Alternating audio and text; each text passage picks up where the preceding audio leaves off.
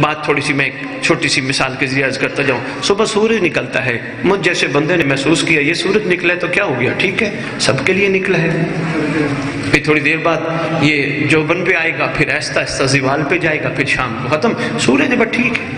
نہیں، سورج ایسے نہیں نکلا، اس کے پیچھے مقصد تھا. کیا مقصد تھا؟ ایک دو مقصد سن. سورج کا مقصد یہ ہوتا ہے، شریعت کہتی ہے جو جگہ بھی نجس ہو وہاں سورج کی روشنی پڑ جائے پاک کر دیتی ہے.